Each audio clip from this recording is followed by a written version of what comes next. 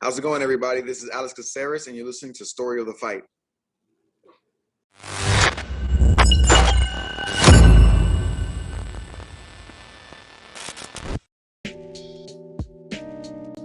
What is up, Will? What up, what up? Thank you, Bruce Leroy. The video finally played on YouTube again. It's been a while since the video played. It's usually just the audio, but the video played. Awesome. Well, thank you, Bruce Leroy, and thank you, everybody, for joining us. My name is Ramiro. That's my boy, Will. And this is Story of the Fight, where we talk all things combat sports. And we did have a couple of events. Today, we're going to be covering UFC Vegas 91, Apex. I don't know how many Apex fights there's been already. But then we're also going to cover a bare-knuckle boxing match.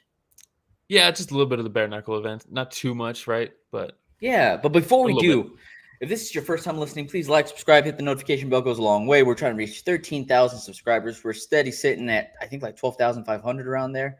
Yeah, we just to think that just a year ago, we're trying to reach 2,000 subscribers, right? So thank you to everybody that's been joining us. Greatly appreciate it. And if you don't like watching on YouTube, but you like listening, watch it everywhere. Find us. Spotify, Apple Podcasts, YouTube Podcasts, anywhere podcasts are found, you can find a Story of the Fight. Go to storyofthefight.com, storyofthefight.com. I should probably not mumble that. And it'll have all our social links: Instagram, Twitter, TikTok, Reddit, Twitch. We're everywhere. Story of the Fight. It's the same everywhere. Storyofthefight.com, storyofthefight.com. All right. Well, we can get going. UFC Vegas 91.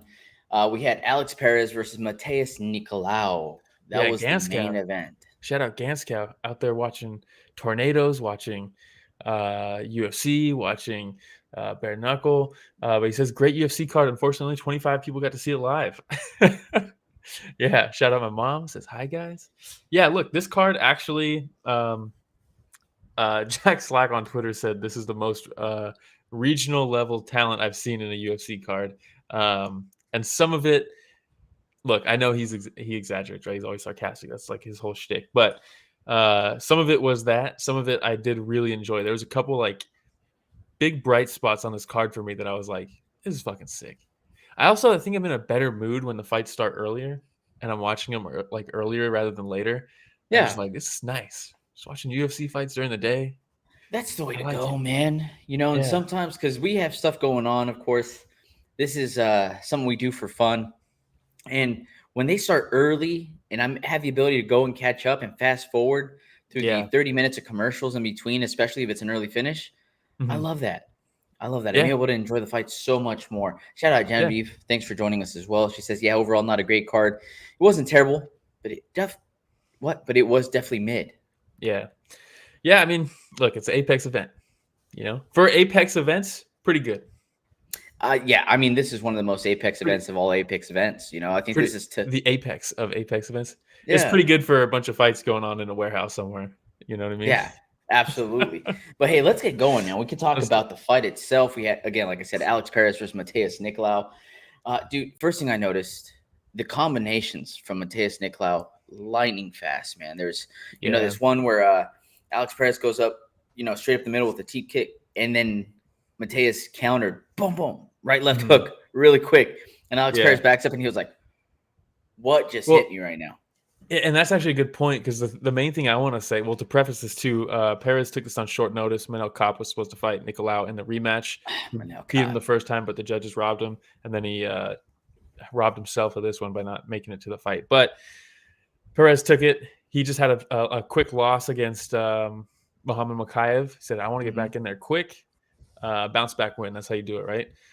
There's a lot of fighters who lose and they want to the time spent off a loss needs to be cut short, and that's how you do it. You step in on short notice and you take a guy out. But one of the things that the biggest thing that I noticed about this and the story of this fight, if you want to say it, is Nicolau is a really good counter striker, and he's really good at making reads, and he's really good at feinting, getting a reaction out of you, reading that reaction, and then countering the reaction so that he can feint later, and then he knows your reaction, and then he's going to counter you.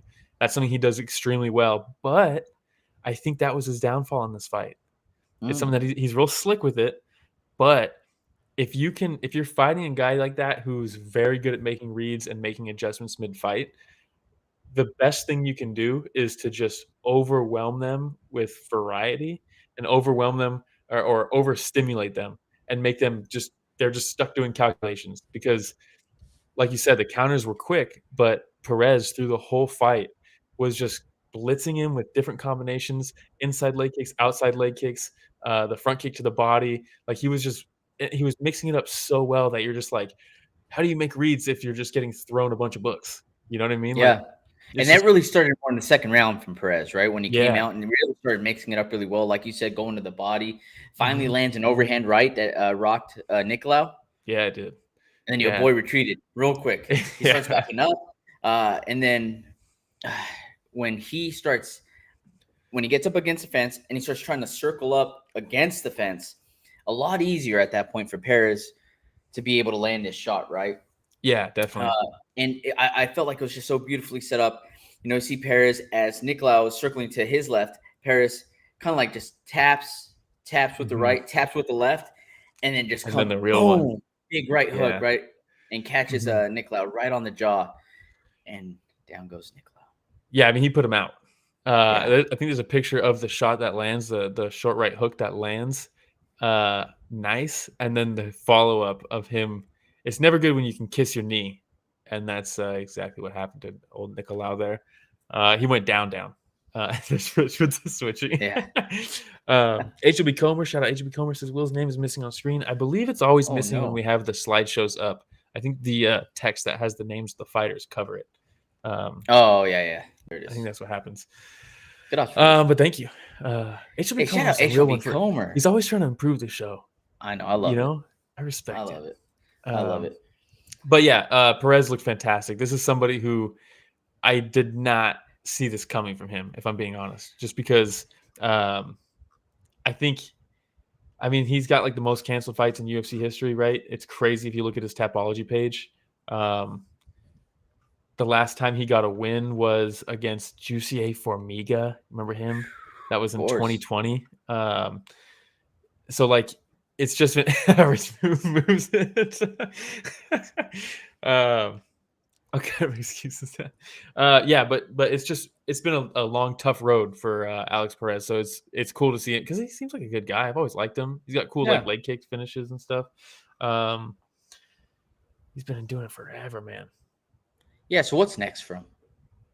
I mean, this is a huge win, to be honest. Nicolau this was maybe a number one contender fight when he was fighting Manel Cap, right? So I think give Perez Manel Cap a title shot. I think they're trying to do Kai Kara France Manel is what they're talking about. What was Nicolau ranked? 8? 5th. 5th. What the hell, dude? Perez was ranked 8th. Okay, that's right. That's right. So the only folks ahead, let's say that Perez jumps up to 5th. Now you have Kai Kara France, Amir Albazi, Brandon Moreno, Brandon Royval. Here's a question for you before we even talk about who he fights next. He just lost to Muhammad Mokaev. Mm-hmm. Does he on Tuesday, when they come out with the rankings, is he higher ranked than Mokaev despite just losing to him? I mean, you got to, right? Mokaev's 7, Perez was 8, and he just beat 5. Do you think they just jump Mokaev up to number 5 and put Alex Perez number 6? Maybe, but they probably want to keep Manel. They want to keep Manel at 6 for when he fights Kai Kara France, and it's 6 versus 4. They probably like that. The optics of that. Yeah, I don't know. That's a tough one. We'll see what kind of MMA math they come up with. It's the ranking, so who fucking knows? But yeah, who do you see him fight next? Albazi? I mean, why not? Let's do it. Yeah, I'm here for it. I mean, especially if he jumps up to 5th, you give him number 3. Well, the only people above him are Mokaev, who he just lost to. I doubt they do a rematch. Okay. Manel, who is fighting Kai Kara France. Nicolau, who he just beat. Kai Kara France, who's fighting Manel Cap probably. Albazi or Moreno. That's it. Or Royval, which they're not going to do that. He just beat Moreno, right? Royval at this point is probably waiting for the winner of Ursig and he's hoping Ursig wins because they're not going to give him a Pantoja. But flyweight, man, I fucking like it. Yeah, I know people hate on it still, but it's like, dude, we just saw a nasty 1-punch knockout. Like, what more do you want? Yeah, it was a fun fight. I like skill, speed, Starting to see more power. No more USADA. Yeah, no more let's USADA. do it. Yeah. Did you watch Joe Rogan with Max Holloway? Holloway was on his podcast. Not yet. At one point, he's like, "Why can't we just be real stringent with hydration and weight with everybody to eliminate weight cutting? Like the stuff they're doing with like drug-free sport now, like they're like showing up wherever you are and stuff. Like, why can't we do that and weigh people?" And you're like, "Drug-free sport, dude. That's not a good standard to like, pull, dude. What are you talking about?" Classic. Yeah. All right, man. Well, we'll move on. That was it for the main event. Yeah, the quickest coverage of a main event we've had so far. Yeah, and now we'll go to the co-main event. We'll see how much coverage we have on this one. But we had Bogdan Guskov versus Ryan Spann. Yeah, I like Guskov a lot, man. I really like this guy. Anthony Smith 2.0, dude, younger, much more finishing or much higher finishing ability, I would say. Yeah. Does he have a lion heart like Anthony Smith? He hasn't needed it. Yeah, HLB Comer says the age of men is over. The time of the orc has come. He looks like we talked about it last time for like I think 10 minutes. We talked about it more than we talked about his fight. Put a picture up actually. Yeah, we did. And then Azog the Defilet from The Hobbit. That's hilarious. And then we're like, yeah, we started talking about Gothmog and his inspiration, Harvey Weinstein and all this shit. But anyways, we're not going to do that again because Guskov deserves us to talk about his fight. Yes. Ryan Spann opens up the fight with a double nut shot. Pretty sick move, right? Drives him to the fence, knees him in the nuts. Herb Dean's like, dude, can't do that. They separate. Or no, they don't even separate. He gives him the position back, which is crazy to me. I don't remember them doing that. And then he immediately knees him in the nuts again. And he tries to say he doesn't. And Herb's like, I heard the cup, dude. You could hear it. He's like, well, if you let it slide the first time, let me see if I can land it again. Yeah. But that first round, Spann ends on Spann's back, right? Guskov's back. Yeah, and have you noticed, you did the slideshow this time, as it's been a while. Have you noticed that they have stopped posting photos of grappling? There's none of it. Do we have any pictures of him on his back? I think we might have, not him specifically, but I think there's a couple of them. I swear that even fights where there's like a ton of grappling, you might see one picture of the grappling. It's like, dude, just fucking post them. I know you're taking the photos. Yeah. Post them. But anyways. Somebody doesn't like it. Yeah. Okay. Ganskow says Ryan Spann 0-3 against Anthony Smith. Different versions. Yeah, seriously. Not good, man. Not good. But this fight was fun, man. Guskov is just like he's just like one thing, he looks super unorthodox and like doesn't have a ton of technique because he like his hands are down. He's like dodging stuff weird. He's rolling with shots, and he steps in weird. But he's got a great V step where he enters, hits you, and then exits off the angle. There's 2 times leading up to the finish in this fight where he like stepped in with like that shovel hook or that uppercut with his lead hand, and then he steps off to the side, and Ryan Spann is trying to counter that uppercut, and he's punching like over there, and Guskov's already over here, and then he hits him with the right, and then he's out the other angle, and it's like, ooh, that's nice work, dude. It's really good. Yeah, and that's something in this division that there's not a lot of, and can take you super far in this division, just because it's light heavyweight, right? And then we finally had Guskov land an uppercut, rocks Spann. Now there it is, the perfect timing, Rich. That's a really good picture too, man. Look at that. You see like the spit flying out of Spann's. Yeah, but what about for Spann on Guskov's back? Show me that picture. Well, they got pictures of Guskov on top of Spann after that. They did. Where he's just raining down bombs. And I think I texted you after this. I was like, oh my God. Like, what just 12, Dominic Cruz is like, this is a great stoppage. Yeah. No. 12 unanswered shots while Spann was on his back, dude. And Guskov's just raining them down, dude, over and over and over again. Like some of them seem like landing. Kind of. He landed most of them though. No, yeah. But there was a couple that kind of like glanced, but then he landed a solid one like right by the temple, and like you see Spann kind of just like pulled like a Brendan Schaub where he's like looking around everywhere, nowhere in the direction of Guskov. Yeah, and Herb Dean, I mean, he's right next to the action. Yeah, dude. I mean, it's crazy. He's so much better. Money or something. He's so much better in one, dude. It's crazy how much better he is. It's really crazy. I don't know what it is, but I mean, Omar says being consistent, respected Dom. Every time Dom's on the mic, if there's a late stoppage, he's there to praise it. Yeah, for sure. 100%. But Guskov's fun, dude. He's a fun fighter to watch, and he's fun on the mic too. He's just an interesting guy, you know. Yes, absolutely, man. The Saw show. All right. But Genevieve says it's a shame because there was some scrappy grappling tonight or through that fight or night. Sorry. Yeah, through the entire night there was some really cool grappling, and it sucks because anytime we try to cover grappling, it's like I have to Onama. I have to like Onama, yeah. I have to like try to explain it and explain it in a way for people to be able to visualize it too, instead of just having the slides, you know, which sucks. It makes the show worse not being able to actually have, you know, footage of what we're talking about or pictures of what we're talking about. But you know, it is what it is. This is the episode for us to just vent about the production of the show more so than the actual fights. We're like, we can't see my name here. We don't have the pictures. Like, we're just ragging on our own show. That's awesome. All right. You wanted to touch on this one really quickly too. We had De Silva versus Silva. Yeah. Well, first of all, rest in peace, Lipski. It's now De Silva. So retire the name.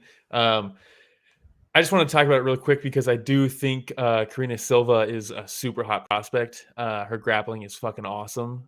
Speaking of slick grappling, how many pictures of the grappling were there for this fight? One, and I put it in the slideshow.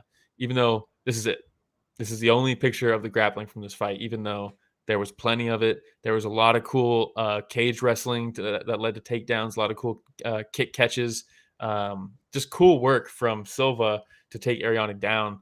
And then cool work on the ground too. Like it was just a fun fight grappling wise. But the reason we're going to talk about it is not because of the fight, even though is this when I text you about Joe? Yeah. So in this picture, you might see, where's Joe Martinez? Where is he? Nobody knows what's going on. I was caught off guard. Charly Arnold's in there, and she announces the winner. Did a great job, by the way. And Fantastic. She announces the winner. And then we're like, what the fuck's going on? Hop on Twitter. And then they're like, oh, Joe Martinez is sick. He's out. Charly Arnold's stepping in. And you're like, what? Put me in, coach.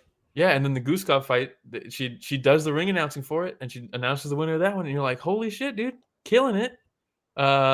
She reposts our story. Oh, come on. How cool. Yeah. Shout out Charly, dude. Becomes the first ever female ring announcer in UFC history. That's awesome. Yeah. First ever. And to just do it on the spot like that. How do you do that? Unexpected, right? Unexpected way to kind of debut with the ring announcing.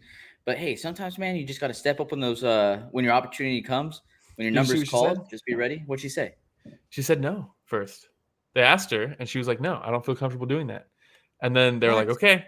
And then they left. And then the team around her were like, what the fuck are you doing?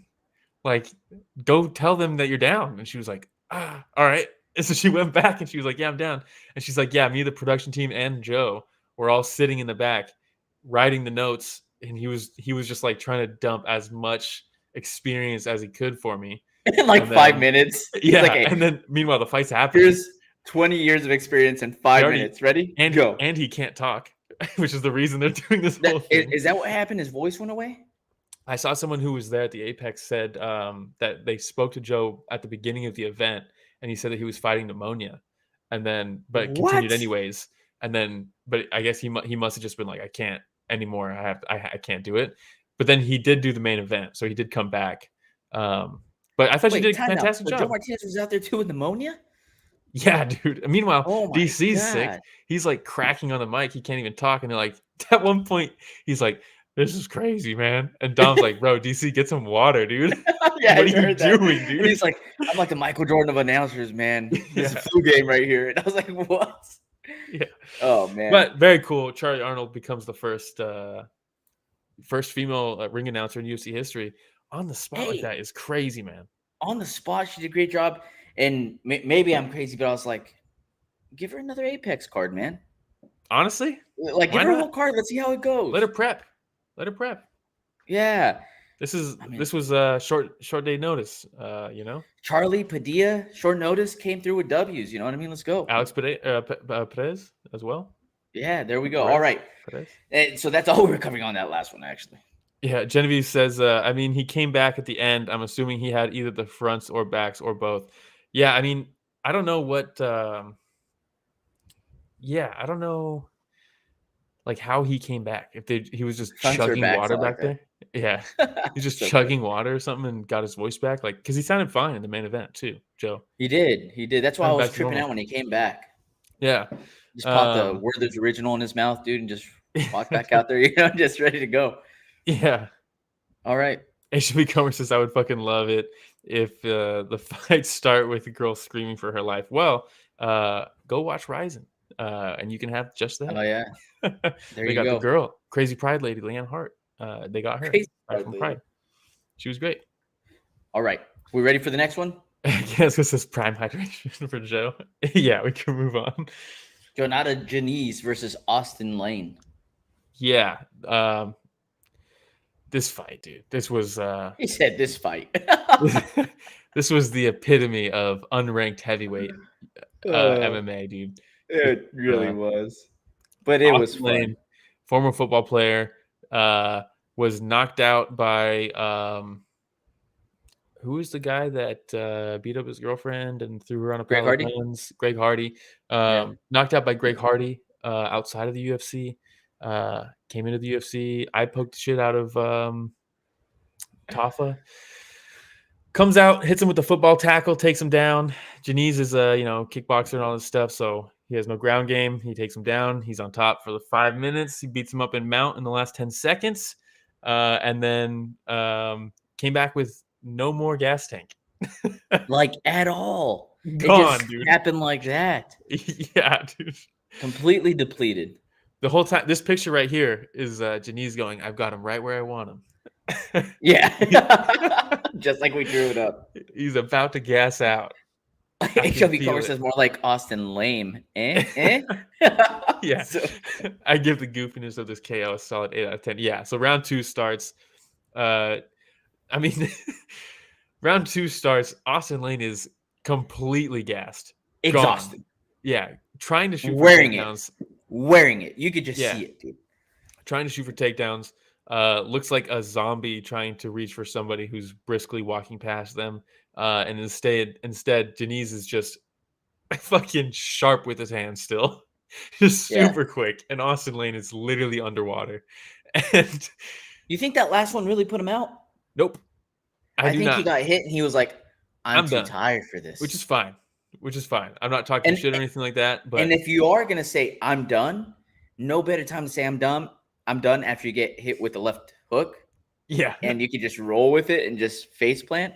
He got hit with a few good ones and then just was like, actually, I think I'm unconscious. And then went to a knee. And then he was like, oh, I got to sell this. And then fell again.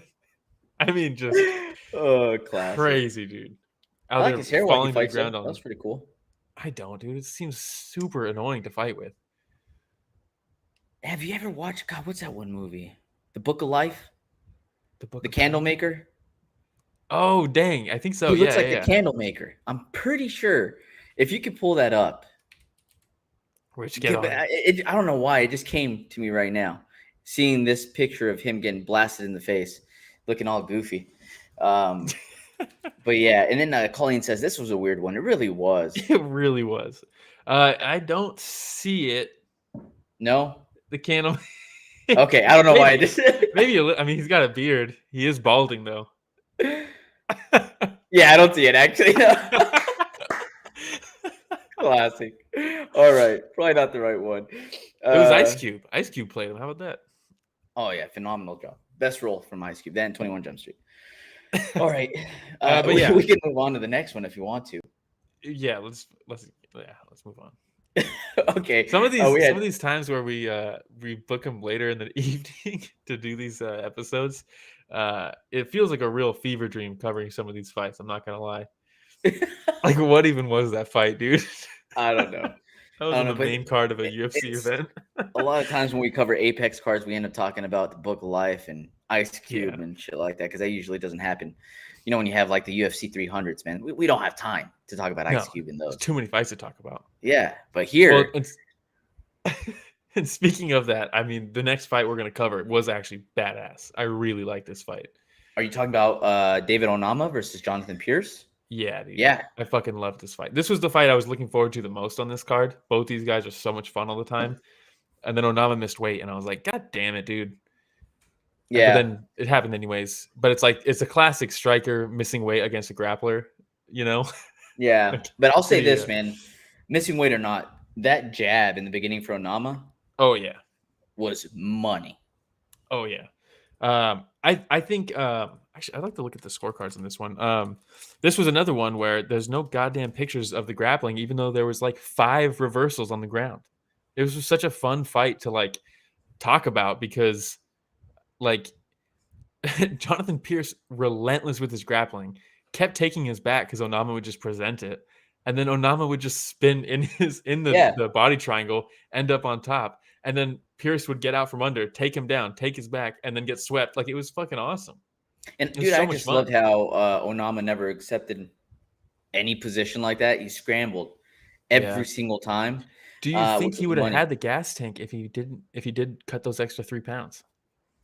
Because that's one of the things, right? It's like Jonathan Pearce always does. Like, this is what he always does. He zaps your gas tank with this pressure grappling, right? And then you're defending it. And they were talking about how his team was telling the commentary team leading up to the fight, yeah, we know this guy gets tired. We've seen it every single time Onama fights. If it extends, he gets tired. And he did not in this one. Did he address the gas tank, or is it because he didn't suck down those last 2 pounds? You know? Dropping those extra 2 pounds, worked for him. Not dropping the extra 3 for Garcia worked for him. Yeah, Genevieve says he shrimped the wrong way and ended up underneath. Classic. I mean, yeah, a lot of the groundwork from Onama was due to athleticism more so than technique, which that works sometimes, Yeah. HB Comer says he has to get Obama a nickname, or for the nickname. Agreed. David Obama Onama. Onama. It's not bad. Hey, shout out Blunderbug. Thanks for joining us. If Onama had better wrestling, he'd be so good. Had some great sweeps and back takes just to blow it with sloppy leg riding. Yeah, exactly. What did they say? They gave Onama the first round, Pearce the second round, Onama the third round. Yeah. Look, if you're watching this fight in the second, and you know Onama's backstory, or you've seen his fights in that second round, halfway through that second round, you're like, dude, Pearce has this in the bag. There's no way Onama's going to pull through, and he's about to be exhausted in that third round, and it's just going to be more of this. And then he completely stopped him in his tracks that third round. Yeah. And then at the end, we had the old, I want Max Holloway versus Gaethje. No, we had Max Holloway versus Gaethje in the warehouse. And then they cut to this. And at the end, the last 10 seconds, they're just standing toe-to-toe, going left, right, left, right, left, right. Pretty badass. Reckless abandon. Oh, dude, it was a lot of fun. Fun way to end the fight. Good fight overall. This is one of those fights where the technique might not be there from Onama on the ground, but I've seen people say on like Reddit and stuff, they'll be like, oh, what are your guys' favorite fights that showcase like all of MMA? Like, not just striking, not just grappling. Like, what's something that shows the entire scope of MMA?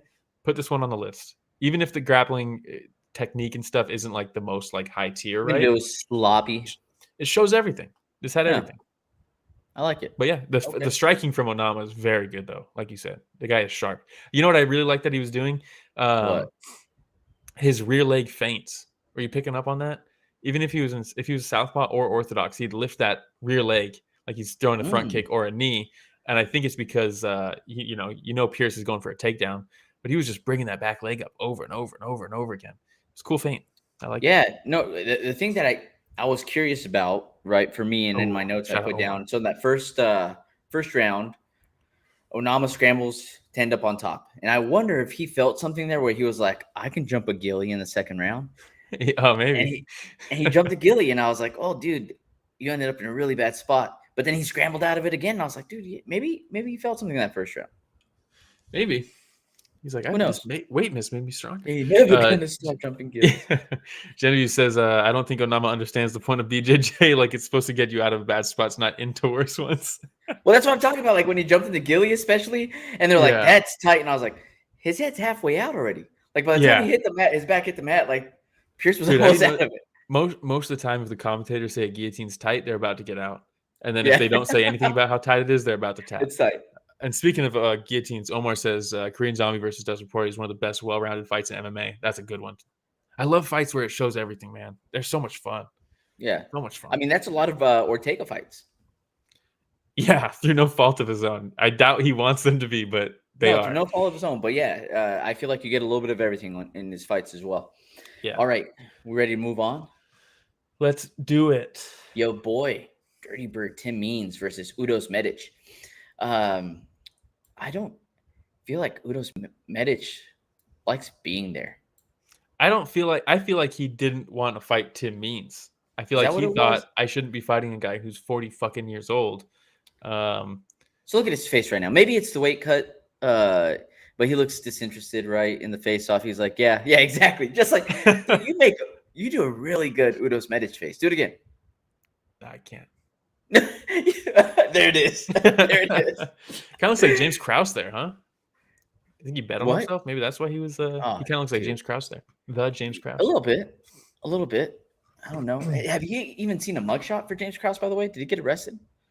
That is still an ongoing FBI investigation, and they're still actively pulling witnesses. So really, yeah, dude, they don't fuck around when it comes to that, dude. It's still gonna drop eventually. Oh, geez. They're talking to managers and shit. Yeah, it's not good. It's getting real. It's gonna get bad, dude. Federal prison. Yeah. Okay. Federal fucking prison. So funny. But here he is again, looking disinterested, and he's just like, "Oh, dude, like to your point, right? Maybe he's just like, I really don't want to beat up this guy."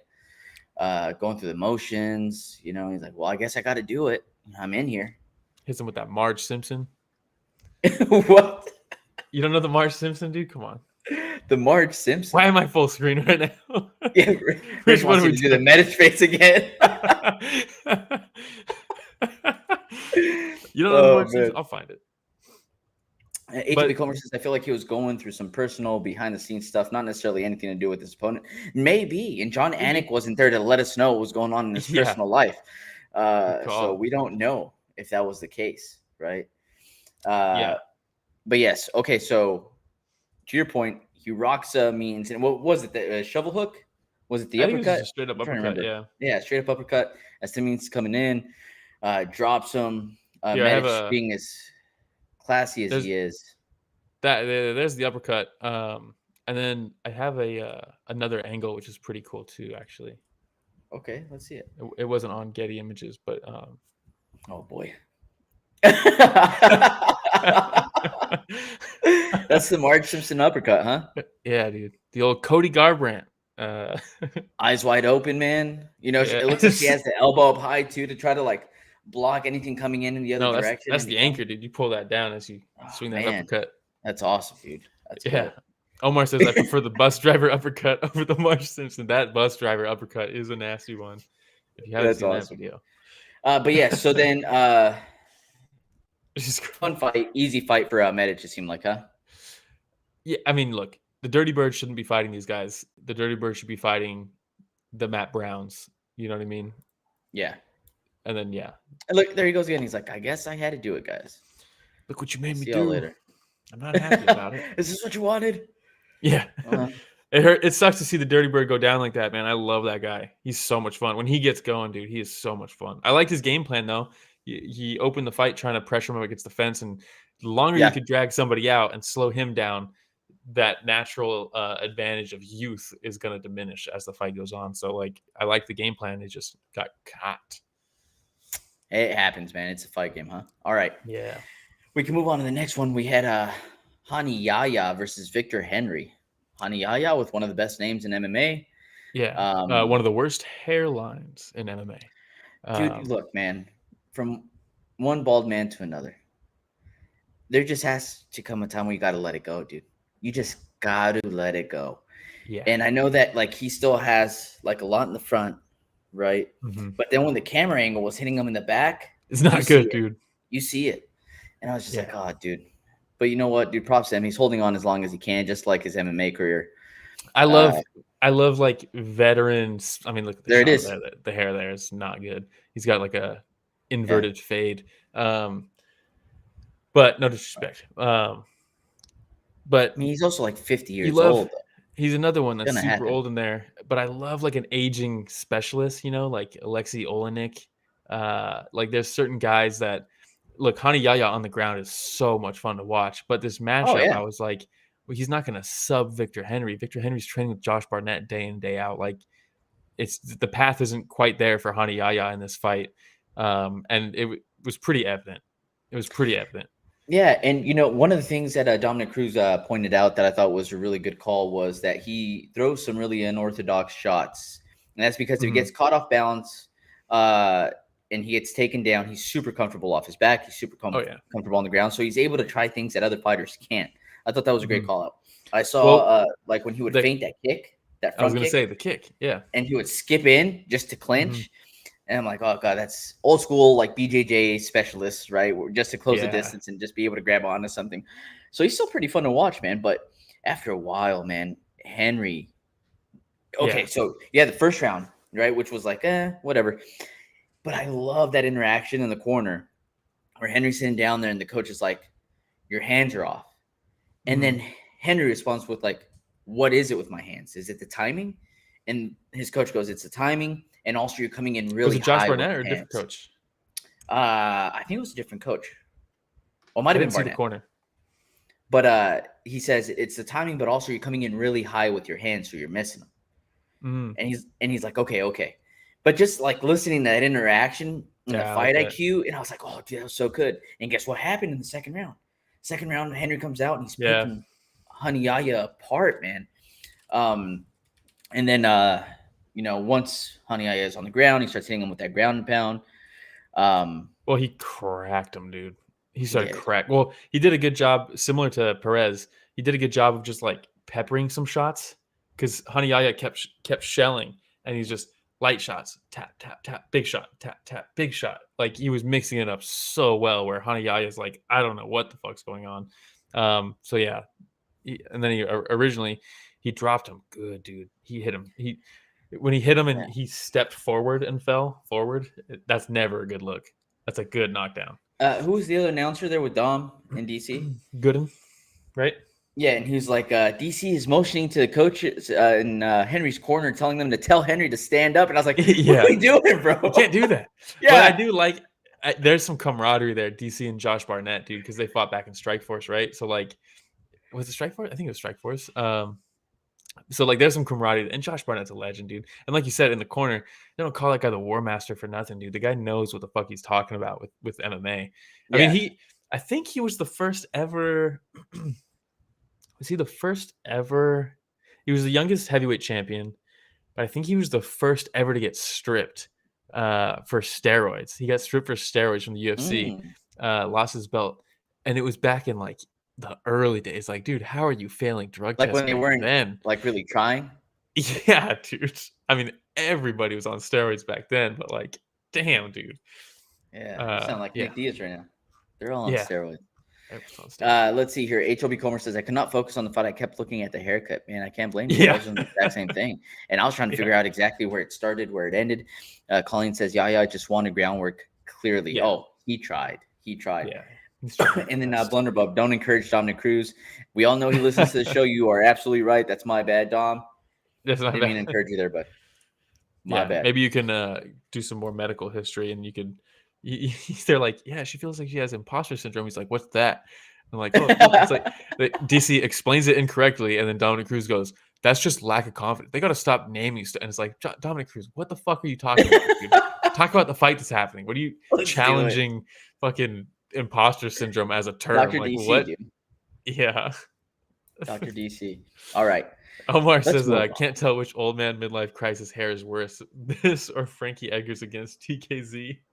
Oh man, there's been a lot, honestly, in MMA. Let's move on here, man. We had Austen Hubbard versus Michael Figlak. I love this fight too, and similar to Victor Henry's. One of the things that stood out to me the most in this fight, because this was a very close fought match the entire way through. There was no minute of this fight where one guy was dominant. These guys were trading back and forth, not accepting any positions. Austen Hubbard was doing a great job with his entries on his takedowns early in the fight, but Figlak's just masterclass of getting up. And then Dominic Cruz talked about it again. Dominic Cruz talked about how every time whoever was moving forward was winning. Both these guys were struggling to fight off their back foot. And Austen Hubbard in the third round, dude, you talk about connections with coaches. I don't know if I've ever seen a more coachable fighter in there mid-fight, maybe in the corners. But Austen Hubbard in that third round, go back and watch it. You can hear his coaches screaming at him. And it's great. You remember that video of Mike Perry? We'll talk about him later, but where they're like, go now, go. And he's like, you're fainting. And your coaches are yelling, go now. And he's like, fuck you, you go. I don't want to get hit right now. And it's like, but Austen Hubbard doesn't care. His corner, dude, it's like you hear his corner. They yell, right hand up. And as soon as they yell it, his right hand comes up. And they yell, you need to go now. And they yell, go now. And he sprints in like immediately. It's like they were playing with a controller, controlling him. It was crazy, dude. That third round, every time they yell something, he's immediately doing it. Dude. It's like he wasn't even thinking. He's just, what are they saying next? I'm doing it. And it was really cool to see. And I think it won him the fight, to be honest. And Hubbard's the one that they said is his second stint in the UFC? Yeah, they let him go, and then he came back on the last Open Fighter season. Gotta love it, man. I really like that guy. I really like that guy. But both of them showing some solid fundamentals, man. Something else that the team pointed out was they didn't want to receive a leg kick or be punched or anything without giving one back right away. Like they had to pay back that was the whole fight, dude. It seems like both teams might have said that because every time they got hit with something, they're like, no, that's not the end of this sentence. I got to land something. Yeah. It was a very fun fight, dude. Very fun fight. All right. And we're going to start skipping some fights here to save us some time. And I believe this is the last fight that we're going to be covering is going to be Chris Padilla versus James Llontop. Yeah. Short notice. Llontop was originally supposed to fight Lando Venata. It sucks to see Lando not make a fight because he's got some miles on him. So it's like, man, how much more are we going to get from him? But regardless, one opportunity closes, another one opens. Yep. War Taco comes in, takes the fight on short notice. Champion at Up Next Fighting. Yep. Dude, comes in, said, who gives a fuck about UFC jitters, huh? He looks so comfortable. I was going to say, did he look like creepy calm in there? Yeah, dude. And that's when I saw it. And you know, sometimes you see people and it's their first fight in there and you're like, oh, man, they look too calm. And you're like, I don't know what's going to happen. Mm-hmm. But in his case, he looked calm and scary at the same time. I mean, he just looked like, look, some guy, and DC talked about it too. He's like, some guys, they take the long road to get to the UFC. Some guys start in the UFC when they're 23. Some guys start, you know what I mean? Like some people just jump right in. Chris, I think is 28. 28.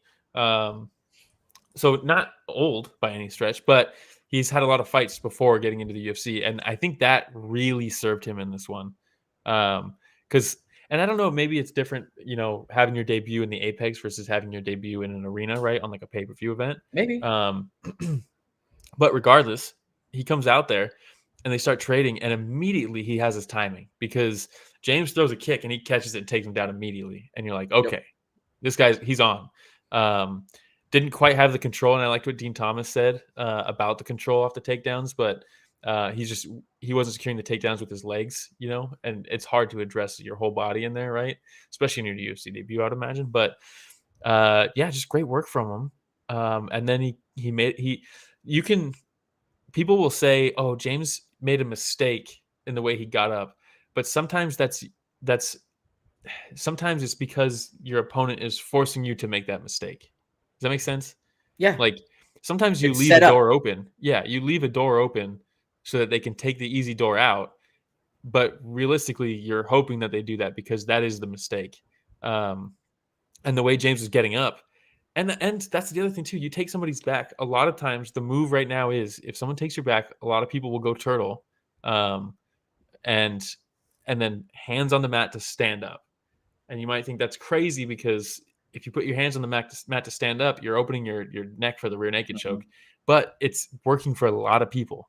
It did not work in this one because as soon as his hand touched the mat, Padilla jumps on that neck and has it.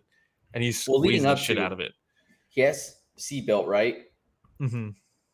James plants to try to sit up, goes from seatbelt, to grabbing his shoulder. Mm-hmm. As soon as he starts sitting up a little bit, from shoulders straight back.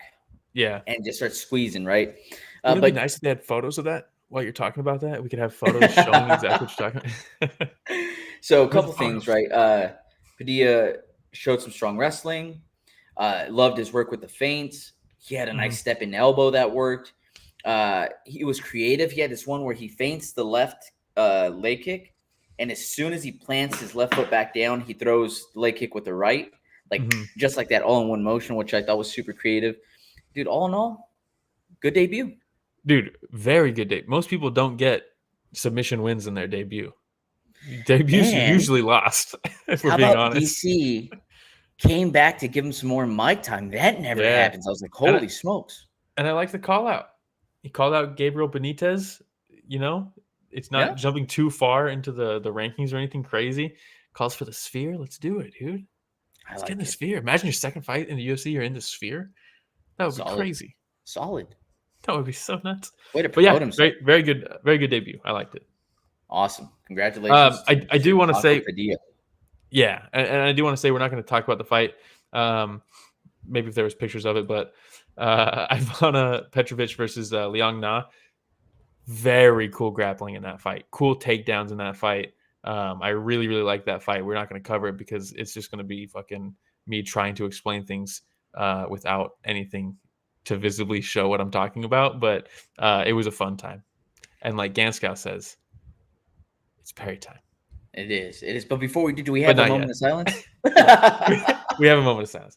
All right. What's the moment of silence? Lando Venata was supposed to be on this. He pulled out. I'm not sure why. I don't remember. There we go. Jubilee was supposed to be on here, returning from his. He got barked down by Breeden, where he was up, and then Breeden started barking at him, and this was going to be his return fight, but he fell through.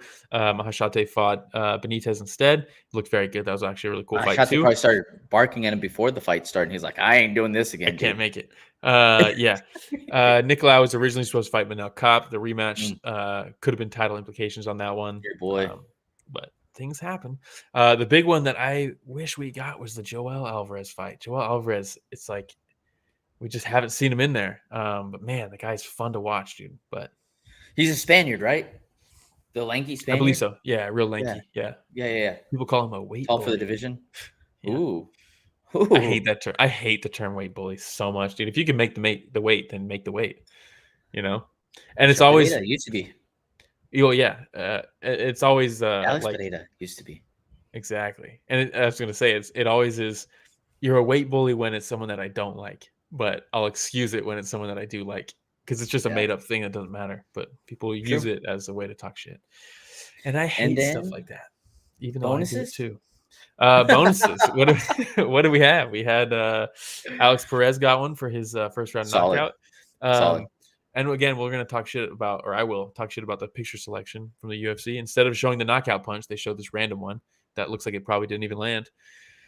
But he got one for the knockout. I mean, it shows his tattoos, really nice tattoos, better haircut than on the Yahya.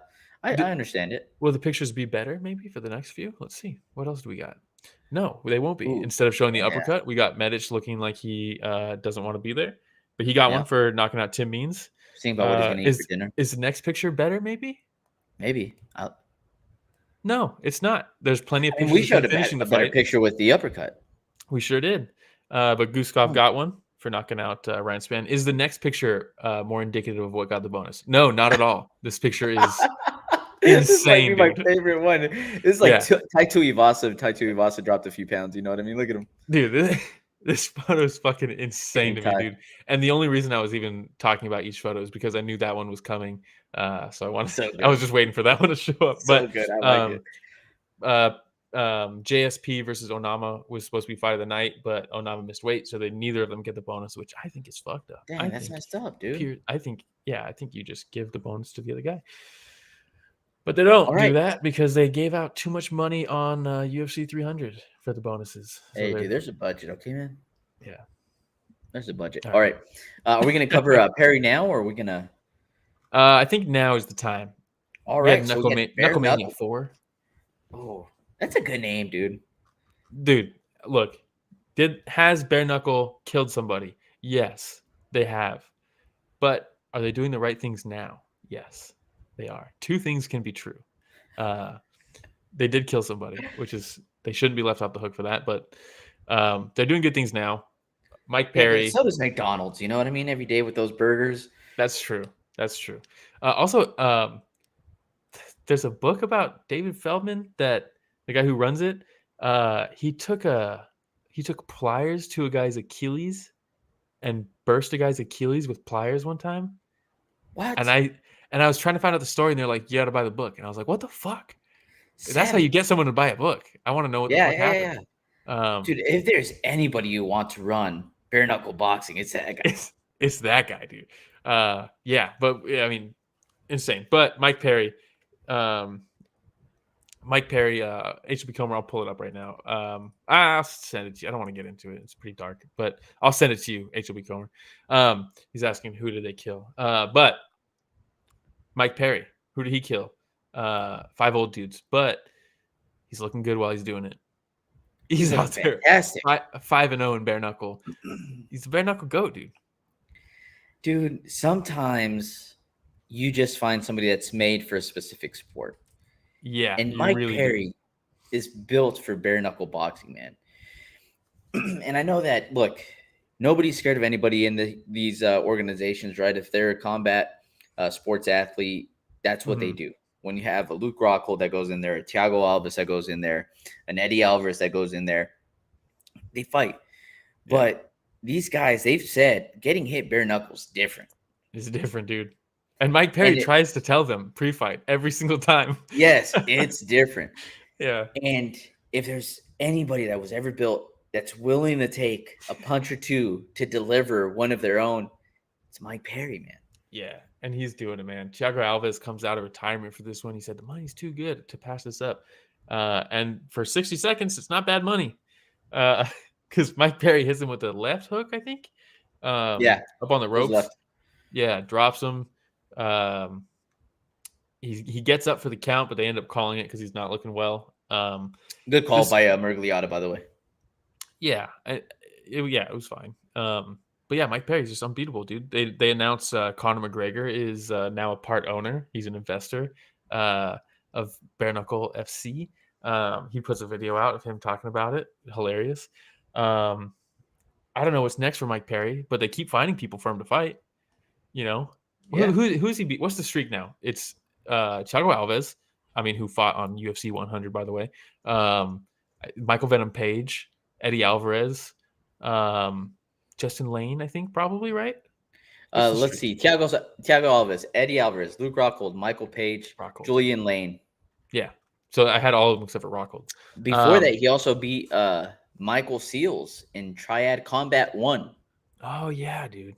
So that's 1, 2, 3, 4, 5, 6. Yes. HB Comer says Perry's in his prime now. Who's going to beat this guy in bare knuckle? Exactly. This is why it's perfect, and it's such a genius move from everybody involved, because everybody he's fighting is past their prime, because nobody in their prime wants to fight in bare knuckle boxing.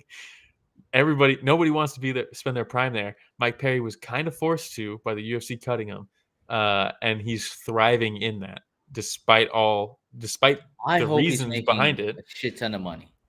Do we want to see? Let's see, because this was in California, and it's side by side with the UFC's last event payouts when they were in California. Pull it up. All right, Mike Perry, $600,000. Flat fee, by the way. I don't know if you noticed, there is no show or win money listed, because everybody gets paid a flat fee, because why would a win bonus incentivize you more than not wanting to get knocked out? But Mike Perry made $600, meaning he made more than anybody at that UFC event except for Alex Volkanovski. Making more than Robert Whittaker, making more than Ilia Topuria, making more than Paulo Costa, Mackenzie Dern, Marab, Henry Cejudo, making more money than all of them in bare knuckle boxing to knock out someone who fought on UFC 100. Very cool. Thiago Alves made $200,000. Hey, made more than Smith, Henry Cejudo. Huh? Yeah, well, yeah. Made more than look. Is it weighted heavily at the top? Yes, 100%. But Ben Rothwell making 150K, making the same as Henry Cejudo to knock out Todd Duffy like everybody else does. It fights Todd Duffy, but I think he kind of took a dive in that one because it's Todd Duffy. But yeah, I mean, Lorenzo Hunt got 100K to dislocated. He got dropped and dislocated his shoulder. It was kind of some weird shit in that card, by the way. Yeah. The Todd Duffy took a dive. Lorenzo Hunt got knocked down, and on the fall, he tries to brace his fall and dislocates his elbow, so they call the fight. The crazy one was Alfred Angulo versus Jeremiah Riggs, because I don't know if you saw that one, but they start and just immediately start swinging at each other, and Jeremiah Riggs just grabs him by the braids and starts swinging uppercuts. Meanwhile, Mike Beltran's like, everything is fine. He's literally holding him by the hair, and they're just swinging at each other, and they're just trading. They're landing these shots. Eventually, Angulo he's taking the worst of it. They separate. His braid is now out. His hair's flowing down because his braids got ripped out, and then he drops him and finishes him. It was a very cool. I think it was like 93 seconds of them just swinging at each other. It was pure chaos. Blunderbub says, "Who the hell is doing bare knuckle for $500?" They might make more money if they go to the slap. I saw a tweet that was the best thing that happened to bare knuckle was slap fighting becoming a thing, because it makes, by comparison, makes bare knuckle look like a very legitimate sport. Oh, 100%. 100%. Yeah. Hey, shout out Keith. Ganskow says, I looked at the rules on their website and it says nothing about hair pulling, so maybe they can. He did his due diligence. Yeah, he's like, I'm gonna expose this loophole, but he lost. But yeah. All right. So but now they have some more longevity, right? With Conor. Yes. I think, look, there's a big crop of UFC fighters who are about to be out. I think, there's a lot of guys who are about to be out. And with Conor bankrolling and more eyes getting onto bare knuckle, I think it's a good move for them. And it's a good move for Conor, to be honest, because I think there's going to be a new wave of ex-MMA fighters moving into bare knuckle. I think they're primed for that type of stuff because they can go there.